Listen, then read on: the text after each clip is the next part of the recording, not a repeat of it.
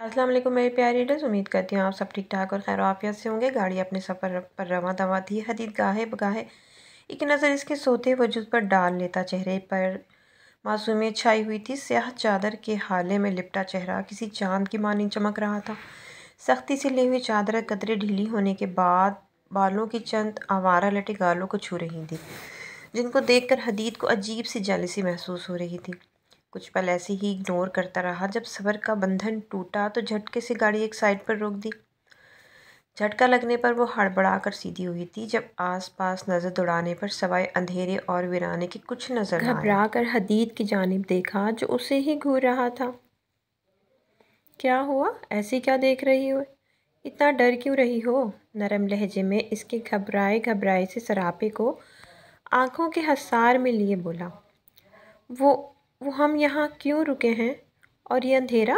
वो लड़खड़ाते लहजे में हिम्मत करते बोली। क्यों डर लग रहा है मेरी जान को? अंधेरे से नरमी से चेहरे पर आती लटों को कान के पीछे करते पूछा। चच्ची, मुझे अंधेरे से डर लगता है। इसके नरम लहजे पर हौसला पाती मासूमियत से बोली। क्यों डर रही है मेरी जान? मैं हूं ना अपनी जान के साथ। उसे प्यार से अपने साथ लगाते तसल्ली देने के अंदाज में बोला। प्लीज़ साईं चले यहाँ से, मुझे बहुत डर लग रहा है। हदीद का सहारा अपना डर वाज़े कर गई थी वो। ओके अपनी चादर सही करो। फिर मैंने बस इसीलिए रोकी थी। गाड़ी इसके डर को महसूस करते नरमी से उसे खुद से अलग करते बोला। इससे पहले वो अपनी चादर ठीक करती अचानक से गाड़ी का शीशा नॉक हुआ। शीशा नॉक होने पर डर के मारे जल्दी से हदीद का बाजू जोर से पकड़ा था और आंखें बंद कर गई थी। सच सच साईं, मुंह से मुश्किल से चंद अल्फाज निकले थे। क्या हो गया साईं की जान? कुछ नहीं है, आंखें खोलो, इधर देखो मेरी तरफ। इसके खौफ से कांपते वजूद को नरमी से अपने हिसार में लेते रिलैक्स करने लगा। जब एक बार फिर शीशा बजाया गया जिस पर वो रिलैक्स मेरी जान, शाह के मुझे देखने तो मज़ीद कौन है। करीब हो गई। हदीद को अब नॉक करने वाले पर शदीद गुस्सा आ रहा था। तभी उसे नरमी से अपने साथ लगाए शीशा ज़रा सा नीचे करने लगा। जब इसने फ़ौरन से हदीद का हाथ पकड़ लिया। नहीं साईं, प्लीज़ साईं ना खोली, मुझे डर लग रहा है। डरते डरते बोली। कुछ नहीं होगा मेरी जान, मैं हूँ ना अपनी जान के साथ। रिलैक्स, अब मुझे देखने दो, शाबाश। उसे प्यार से समझाते शीशा नीचे किया। सामने ट्रैफिक पुलिस वाला खड़ा था। जी बोले? हदीद शाह ने नागवारी से पूछा। उसे पुलिस वाले पर शदीद गुस्सा आ रहा था। तभी जब्त करते बोला। खैरियत, यहाँ गाड़ी रोकने की वजह जान सकता हूँ? क्या कोई मसला दरपेश है? इंस्पेक्टर ने ज़रा झुककर शीशे से गाड़ी झांकते पूछा। नो इंस्पेक्टर, कोई मसला दरपेश नहीं है, एवरीथिंग इज़ फाइन। हदीद ने अपना गुस्सा कंट्रोल करते तहम्मुल से जवाब दिया। ओके सर, सॉरी डिस्टर्ब करने पर, लेकिन यहाँ रोकना ख़तरनाक है, सो बी केयरफुल प्लीज़। शुक्रिया इंस्पेक्टर, हम बस जाने ही लगे हैं। इंस्पेक्टर की बात पर हदीद ने जान छुड़ाने वाले अंदाज में कहा। ओके सर, माज़रत चाहता हूँ डिस्टर्ब करने के लिए। इट्स ओके इंस्पेक्टर, अल्लाह हाफिज़। हदीद ने फ़ौरन से अलविदाई कलमात कहते गाड़ी सड़क पर डाल दी, कहीं फिर से कुछ ना पूछने लग जाए। हदीद के साथ बैठी अपनी बीवी की बिगड़ती हालत की फ़िक्र थी। तभी जल्दी जल्दी बात ख़त्म करते गाड़ी स्टार्ट कर ली। वो अभी भी हौले हौले काँप रही थी। रिलैक्स मेरी जान, क्या हो गया है? मैं हूँ ना तुम्हारे साथ, बस रिलैक्स हो जाओ, शाबाश। इसकी जर्द पड़ती रंगत को देखकर वो परेशान हो गया था। तभी प्यार से उसे रिलैक्स करने की कोशिश करने लगा। उसे प्यार से अपने हसार में लिए एक हाथ से गाड़ी ड्राइव कर रहा था। जब इसका नरमी भरा एहसास पाकर कुछ ही देर में वो रिलैक्स होती वापस हो गई थी। हदीद ने आहिस्ता से उसका सर वापस सीट की पुश्त से टिकाया और अपनी मुकम्मल तवज्जो सामने सड़क पर की गाड़ी ड्राइव करने लगा। मिनहा बेटा, क्या हो गया है? क्यों परेशान हो रही है? मैं ठीक हूँ मेरा बच्चा, मरियम बेगम मिनहा के रूम में दाखिल होते बोली। नहीं अम्मी जी, मैं ठीक हूँ, आप टेंशन ना लें। मिनहा जो गुस्से से मुंह पर तकिया रखे बेड पर लेटी थी, मरियम बेगम की आवाज़ पर जल्दी से तकिया साइड पर करती उठी। मेरा बच्चा, ऐसे नहीं परेशान होते छोटी छोटी बातों पर। मरियम बेगम इसके बालों में हाथ चलाते बोली। अम्मी जी, भाई आप ही ने बहुत बुरा मजाक किया। मेरा टेस्ट भी अच्छा नहीं हुआ। मरियम बेगम के पास बैठने पर इनकी गोद में सर रखते वो शिकवा कुना लहजे में बोली, मेरा बच्चा, मैंने बहुत डांटा है इनको, आज तो सच में हद ही कर दी दोनों ने। पर तुम टेंशन न लो, मैंने बहुत डांटा है और सज़ा भी देकर आई हूँ। मरियम बेगम उसे बच्चों की तरह पुचकारते हुए बोली। जानती थी मिन्हा अपनी पढ़ाई को लेकर कितनी पॉजिटिव है।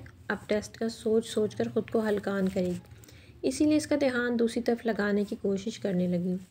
अच्छा मिन्हा, तुम्हें पता है अल्हान का रिश्ता देख रहे हैं हम। तुम्हारे पेपर से पहले इसकी शादी रख देनी है हमने, ताकि फिर तुम सुकून से पेपर्स देना अपने, ठीक है ना। मिन्हा कहीं कहाँ खोई हुई हो बेटा, मैं तुमसे बात कर रही हूँ। मरियम बेगम ने अपनी बात का जवाब ना पाकर उसे हिलाते हुए अपनी जानिब मुतवज्जा किया। वो जो जाने किन सोचों में गलता थी, मरियम बेगम के हिलाने पर चौंकी। आहा, कहीं नहीं अम्मी जी, वो मुझे आपसे कुछ बात करनी थी, अगर आप नाराज़ ना हो तो। मिन्हा ने उठकर सीधे होकर बैठते कहा, हाँ बोलो मेरा बच्चा, क्या बात है। मरियम बेगम ने प्यार से पूछा। वो ये नहीं जानती थी जो प्यार अभी मिन्हा पर आ रहा है इसकी बात सुनने पर उड़नछू हो जाएगा।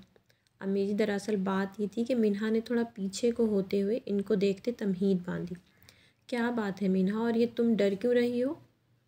खैर तो है, खुलकर बोलो जो भी कहना चाह रही हो। मरियम बेगम ने उसे ऐसे खुद से फासला बनाते देखा तो टोकते बोली, अम्मी जी वो भाई अल्हान की शादी अगर हम। मिन्हा ने बात अधूरी छोड़ते मरियम बेगम को देखा जो उसे गौर से सुन और देख रही थी।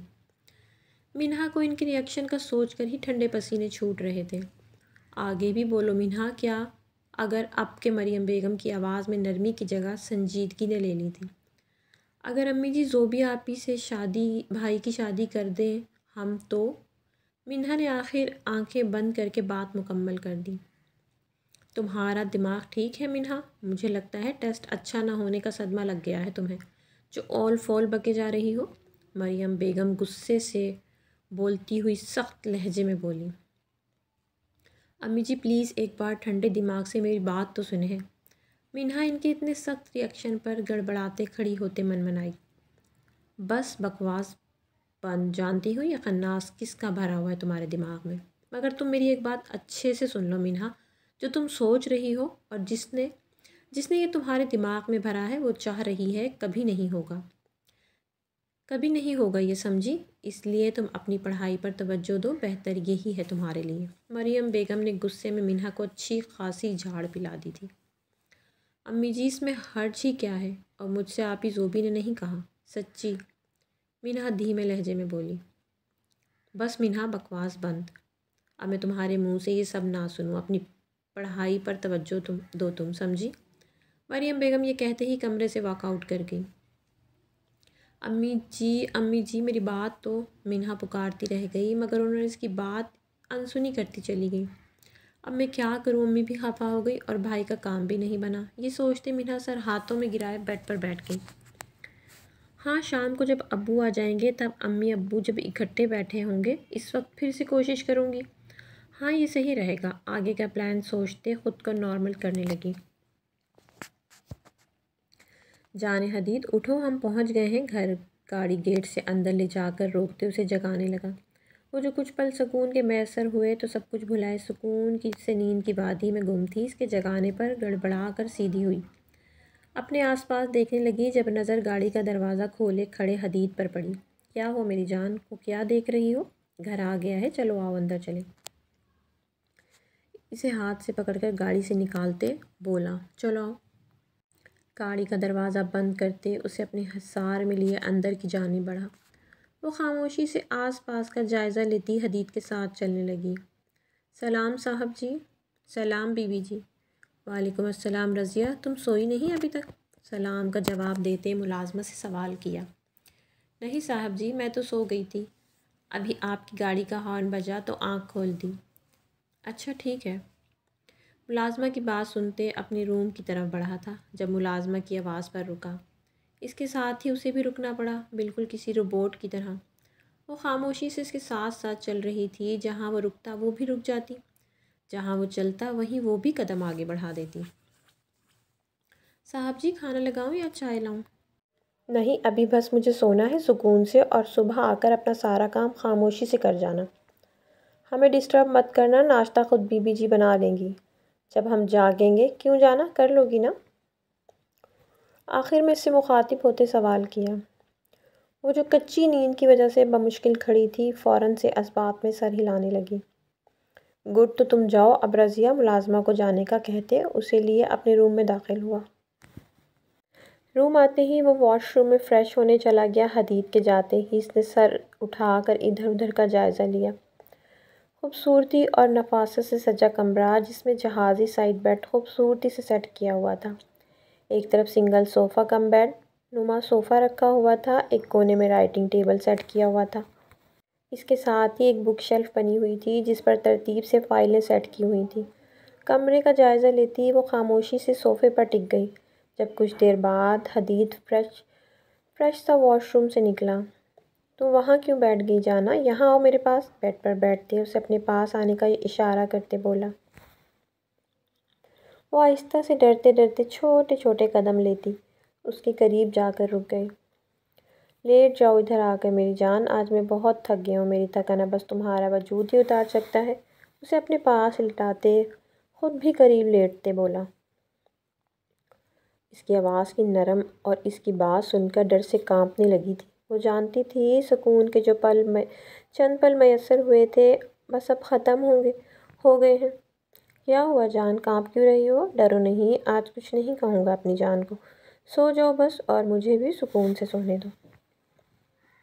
उसे डरते देखकर अपने हसार में लेते इसका डर ख़त्म करते बोला।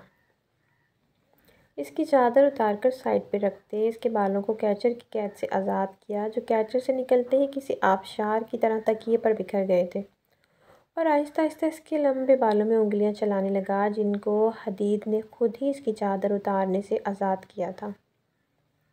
कुछ ही देर में हदीद गहरी नींद सो चुका था, मगर अब इसकी नींद उड़ चुकी थी। खामोशी से इसके हसार की कैद में लेटे वो आने वाले वक्त के बारे में सोचने लगी। गुड मॉर्निंग मेरी जान। दिन के तकरीबन 12 बजे हदीद की नींद खुली तो अपने हसार में कैद वजूद को जागते देखकर मुस्कुरा कर बोला। वो जो गहरी सोच में डूबी थी हदीद की आवाज़ पर डर गई। इसके डरने पर हदीद खुलकर मुस्कुरा उठा। ऐसे डरती हुई बहुत प्यारी लगती हो जानम, ऐसे रहा करो तुम। जब जब मुझसे डरती हो ना मुझे बहुत अच्छा लगता है। इसके ऊपर झुकते हुए चेहरे पर बालों को कान के पीछे करते सरगोशी नुमा आवाज़ में बोला। हदीद की यूँ सरगोशी करने पर एक सर्द लहर उठी थी इसकी रीढ़ की हड्डी में। इसकी शर्ट को मुट्ठी में दबोचे ज़ोर से आंखें मीची थी इसके इस अंदाज पर हदीद शाह खुलकर मुस्कुराया था। नरमी से इसके माथे पर बोसा देते पीछे हटा था। चलो उठो, आज नाश्ता नहीं मिलेगा क्या? उससे खौफ से गहरे गहरे सांस लेते देखकर शरारत से बोला। जी जी अब भी बनाती हूँ। हदीद की बात सुनते जल्दी से बेड से उतरते बोली, फ्रेश हो लो फिर जल्दी से बनाओ, मुझे भूख लगी है। उसे बोलता खुद सोफ़े पर मोबाइल लिए बैठ गया। इसका हुक्म मिलते ही वो जल्दी से फ़्रेश होने चली गई। 20 मिनट में वो फ़्रेश होकर निकली। जल्दी जल्दी बाल बनाकर जैसे ही पलटी पीछे हदीद को खड़ा देखकर अपनी जगह थम सी गई। मम्मा जाऊँ साईं? उसके बोलने का कुछ देर इंतज़ार करती रही। जब उसे कुछ ना बोलता देखकर बोली, किधर? हदीद वैसे ही खोए खोए से लहजे में बोला, वो नाश्ता बनाना है ना, थी मैं लहजे में बोली। तुम ना जाओ, रज़िया बना लेगी। उसे कलाई से पकड़कर अपने करीब करता बोला। हदीद के इस अंदाज़ पर वो एकदम से बुखला गई। सच साईं, आपने ही इनको मना किया था ना आने से, वो नहीं आई। लड़खड़ाते लहजे में इसको याद दहानी करवाने लगी। मगर मेरा दिल नहीं तुम्हें बाहर जाने देने का जानम। इसी कमर में हाथ डाले खींचकर अपने और करीब करते मखमूर लहजे में बोला। टून टून। इससे पहले वो कुछ बोलती फ़ोन की घंटी ने माहौल में छाया फुसूं तोड़ा। हदीद फ़ोन की बेल पर मदमज़ा होता इस फ़ोन को घूने लगा। मम्मा मैं जाऊँ? अच्छा जी। डरते मध्यम से लहजे में इजाज़त तलब की। हाँ तुम जाओ, नाश्ता बनाओ, मैं आता हूँ। फ़ोन पर अपने बाबा का नंबर देखते इसके माथे पर बढ़ पड़े थे। आवाज़ में सख्ती दर आई थी, जैसे महसूस करते वो फ़ौरन से पहले रूम से भागी थी। इसकी इस हरकत पर हदीद के जबड़े भीज गया था। जब दोबारा से फ़ोन बजने लगा, उसे झटकता फ़ोन की जानिब मुतवज्जा हो गया। रात के खाने के बाद सब लाउंज में बैठे चाय पीते खुशगवार माहौल में बातें करने में मगन थे, जब मिन्हा ने हिम्मत करते अहमद साहब को मुखातिब किया। अबू जी, वो मुझे कुछ बात करनी थी, धीरे से बोलते। पहले मरियम बेगम की तरफ देखा, फिर अहमद साहब की तरफ। इनके बोलने की मुंतज़िर नज़रों से देखने लगी। मिन्हा, तुमको पढ़ना नहीं आज क्या? अहमद साहब के बोलने से पहले मरियम बेगम बोल पड़ी। मिन्हा ने एक नज़र माँ को देखा, फिर उम्मीद भरी नज़रों से बाप को देखने लगी। क्या हो गया बेगम? बच्ची कुछ कहना चाह रही है, उसे बोलने दो, क्यों टोक रही हो? बोलो बेटा, क्या बात है? अहमद साहब ने पहले मरियम बेगम को टोका, फिर आखिर में मिन्हा को बोलने की इजाज़त देते कहा, जबकि अब सब ही इसकी तरफ मुतवज्जा थे। अल्हान इस तरह कैफियत में पहलू बदल रहा था, जैसे वो जान गया हो मिन्हा क्या बात करने वाली है। अब्बू जी, वो दरअसल बात ये थी कि हम भाई की शादी करने वाले हैं, रिश्ता देख रहे हैं। तो मिन्हा ने रुक कर चेहरे पर आया पसीना साफ किया, सूखे गले को तर किया और नज़र उठाकर माँ को देखा, जो उसे सख्त नज़रों से घूर रही थी। तो आगे क्या बेटा, बोलो? अहमद साहब इसके ऐसे रिएक्ट पर उलझ कर पूछने लगे। तो ये कि अब्बू जी, पहले करीब के रिश्ते देखने चाहिए ना, मीना ने तमहीद बांधते कहा। अच्छा, तो तुम्हारी नज़र में करीब किसका रिश्ता अच्छा है? अहमद साहब मुस्कुरा कर पूछने लगे, जिससे मीना की थोड़ी सी हिम्मत बंधी। अब्बू जी, आप ही जो भी हैं ना, इनसे कर दे भाई का रिश्ता पक्का, इतनी अच्छी हैं वो। मीना ने जल्दी से बात पूरी की। क्या? इसकी बात पर सभी शॉक्ड रह गए, अल्हान और मरियम बेगम के अलावा। ये नहीं हो सकता बेटा, सूबिया बेशक अच्छी लड़की है, पर वो हमारी बहू नहीं बन सकती, अहमद साहब ने ज़ब्त से कहा। क्यों अब्बू जी, क्या कमी है इनमें? इतनी प्यारी तो हैं, फिर खाला जानी की बेटी भी है। मीना ने इनको कायल करने की कोशिश की। जो भी है मिन्हा बेटा, ये नहीं हो सकता, अहमद साहब संजीदगी से बोले। अब्बू जी, भाई पसंद करते हैं इनको, प्लीज़ मान जाएं। मिन्हा को आखिरी यही हल नज़र आया तो बोल गई चट्टाक। इससे पहले कि वो कुछ और भी कहती, मरियम बेगम अपनी जगह से गुस्से में उठी और एक उल्टे हाथ का घुमा कर थप्पड़ दे मारा इसके, जिससे मिन्हा पूरी की पूरी हिल गई। मिन्हा के थप्पड़ पड़ते ही सब खड़े हो गए। वो मुंह पर हाथ रख के हैरत से माँ को देख रही थी। तुम्हें जब मैंने एक बार मना किया था, तो अब ये जिक्र करना ज़रूरी था क्या? और तुम्हें कैसे पता अल्हान ज़ोबिया को पसंद करता है या नहीं? तुम्हारी ये उम्र नहीं हुई अभी कि ऐसी बातें जानो या सीखो। अपनी पढ़ाई पर ध्यान दो, समझी? आइंदा मुझे तुम ऐसी फजूल बातों में पड़ती नज़र ना आओ। आखिरी बार समझा रही हूँ, दोबारा समझाने की ज़रूरत ना पेश आए। मुझे अच्छे से अपने दिमाग में सेट कर लो। दफ़ा हो जाओ अब अपने रूम में। मरियम बेगम का गुस्से से बुरा हाल हो रहा था। इनका बस नहीं चल रहा था कि मिन्हा का मुंह थप्पड़ों से सुर्ख कर दें। मिन्हा सर झुकाए खामोशी से सब सुनती रही और फिर इसी खामोशी से अपने कमरे की जानिब बढ़ने लगी, जब अहमद साहब की आवाज़ पर रुकी। मिन्हा बेटा, तुमसे किसने कहा अल्हान ज़ुबिया को पसंद करता है? लहजा संजीदा था। मिन्हा ने सुर्ख होती आंखों से माँ की तरफ देखा। बोलो, अब क्या पूछ रहे हैं तुम्हारे अब्बू? मरियम बेगम ने मिन्हा को खुद को तकते देखकर सख्त लहजे में कहा। मिन्हा तो माँ का ये रूप देखकर ही कांप गई थी। उसे अंदाज़ा नहीं था मरियम बेगम इतना सख्त रिएक्शन भी दे सकती हैं। वो अब्बू जी, मिन्हा को समझ नहीं आ रही थी क्या बोले। झूठ कभी इसने बोला नहीं था, सच बता नहीं सकती थी, खामोशी से सर झुका गई। तुम्हारी खामोशी बता रही है, तुम बताना नहीं चाहती या बता नहीं सकती। खैर कोई बात नहीं, ये तो अंदाज़ा हो गया तुम्हें भी खबरें रहती हैं किताबों के अलावा। अहमद साहब ने इसकी मुश्किल हल करते तंज किया।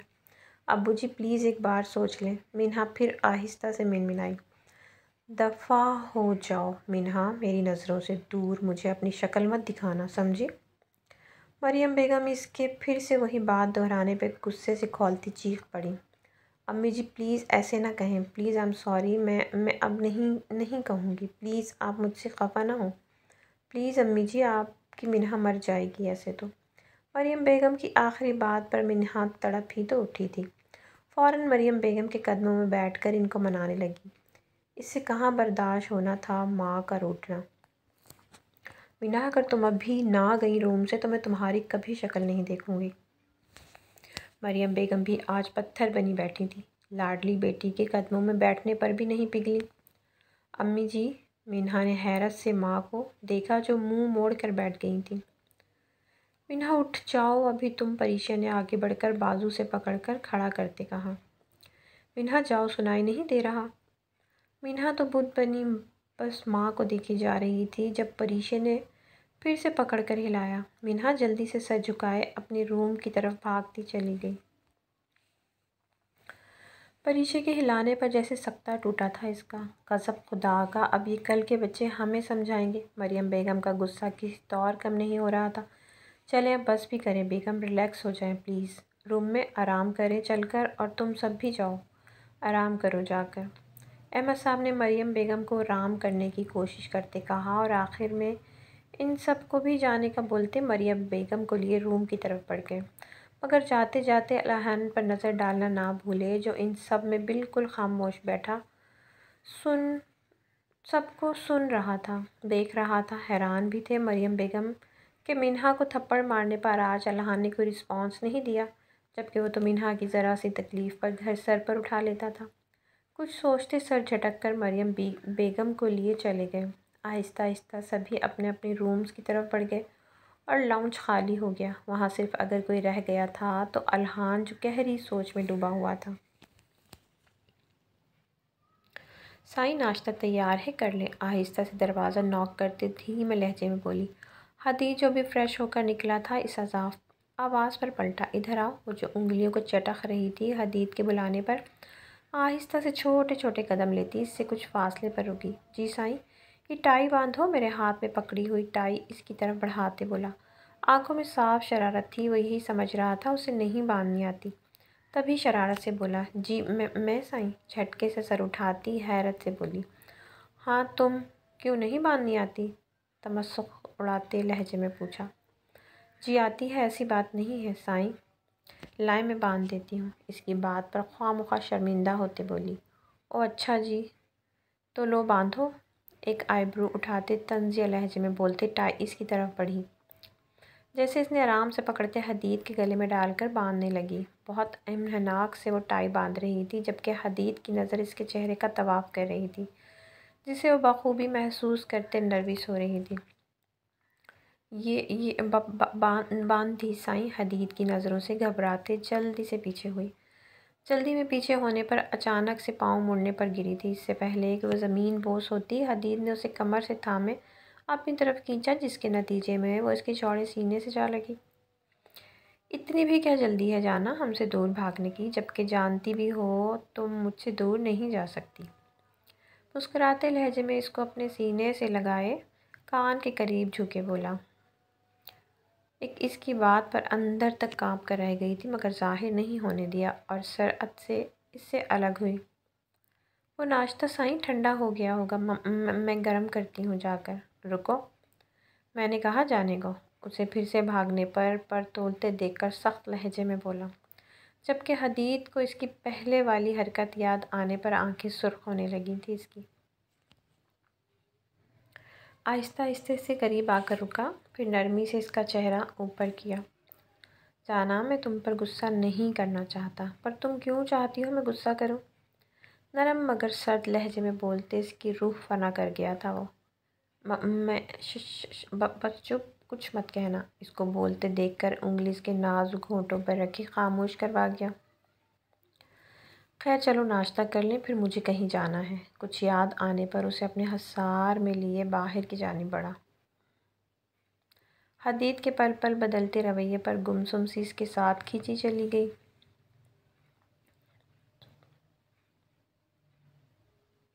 अगली सुबह इस घर पर बहुत सोगवार सी उतरी थी। हर तरफ खामोशी का राज था। सब मामूल से हटकर खामोश थे।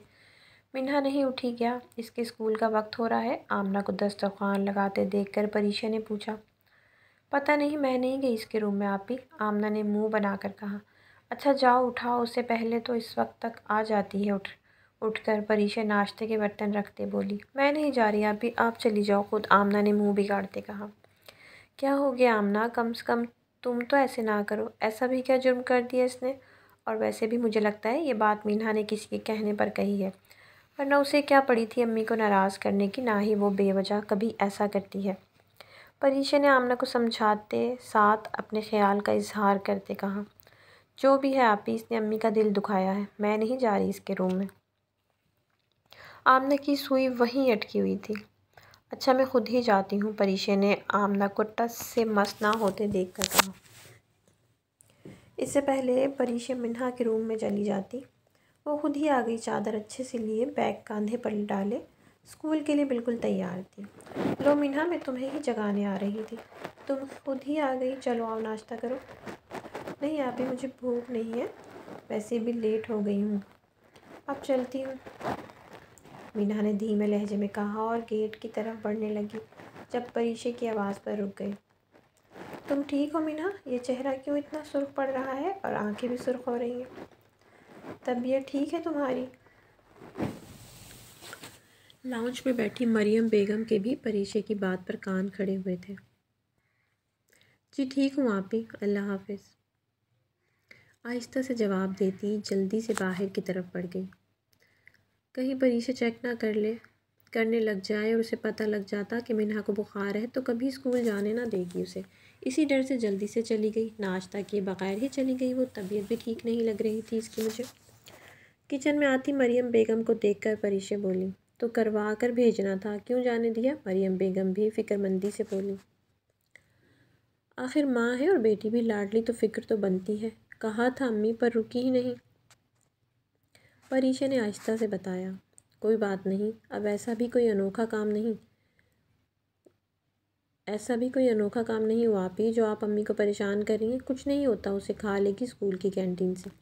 नाश्ता करती आमना ने माँ को फिक्रमंद होते देखा, तल्ख लहजे में बोली, तुम भी जानती हो और हम सब भी कि वो कैंटीन से कुछ नहीं खाती। परीशा ने आमना को घूरते हुए जताया, खा लेगी, खैर है।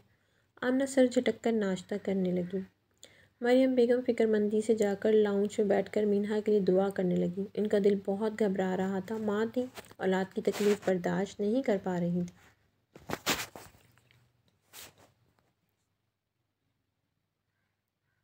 ये बर्तन रखकर कमरे में आओ, हदीद नाश्ता करते उठाकर जाते बोला। जी साईं, अभी आई, फर्माबरदारी से बोलती जल्दी जल्दी बर्तन समेटने लगी। बर्तन रखकर जल्दी से दरवाज़ा नॉक करते कमरे में दाखिल हुई। जी साईं, आपने बुलाया था? वो जो बेड के साइड टेबल के पास दूसरी तरफ चेहरा किए खड़ा था, शैतानी मुस्कुराहट होंठों पर सजाए पलटा। इसके हाथ में इंजेक्शन देखकर बेख्तियार कांपते 2 कदम पीछे हुई थी वो। सर खुद ब खुद ही नफ़ी में हिलने लगा था, ज़बान तो जैसे मानो साथ छोड़ गई हो। क्या हो मेरी जान, डर क्यों रही हो? ये ज़रूरी है तुम्हारे लिए, तुम्हारी सेफ्टी के लिए लगा रहा हूँ। मुस्कुराते कदम ब कदम इसे करीब आते बोला। वो जो आहिस्ता आहिस्ता कदम पीछे ले रही थी, अचानक से पीछे दरवाज़ा आने पर रुकी। बेबसी से एक नज़र पीछे देखा, फिर सामने हदीद शाह को, जो अब बिल्कुल इसके करीब आ चुका था। इसके दाएं बाएं हाथ रखे, ज़रा सा इस पर झुका। कितनी बार कहा है जाना, तुम मुझसे ऐसे भागा ना करो, समझ क्यों नहीं आती तुम्हें? तुम मुझसे नहीं भाग सकती, कभी भी नहीं ना, मैं तुम्हें भागने दूंगा। इसके कान के करीब झुके इंतहाई सर्द लहजे में बोला। चलो आओ, शाबाश, फिर मुझे जाना भी है, लेट हो रहा हूँ, शायद रात मैं नहीं आऊँ घर, इसीलिए लगा रहा हूँ इंजेक्शन। जाने क्यों वो उसे सफाई दे रहा था। बाजू से पकड़े आहिस्ता से बेड की जाने बढ़ा। नहीं प्लीज़ साईं, ऐसा ना करें, मैं कहीं नहीं जाऊँगी, कुछ नहीं करूँगी, प्लीज़ मम्मा, मैं हाथ जोड़ती हूँ आपके सामने। हदीद के बाजू से पकड़कर बेड की जानिब लिए जाने पर जैसे वो होश में आई थी, फ़ौरन इसके सामने हाथ जोड़ती अटकते मिन्नत भरे लहजे में बोली। तो मेरी प्यारी दोस्त, उम्मीद करती हूँ कि कहानी अच्छी लगी। अगर कहानी आपको अच्छी लगी हो तो कमेंट बॉक्स में अपनी कीमती राय का इज़हार ज़रूर कीजिएगा। मिलते हैं नेक्स्ट कहानी के साथ, तब तक के लिए अल्लाह हाफ़िज़।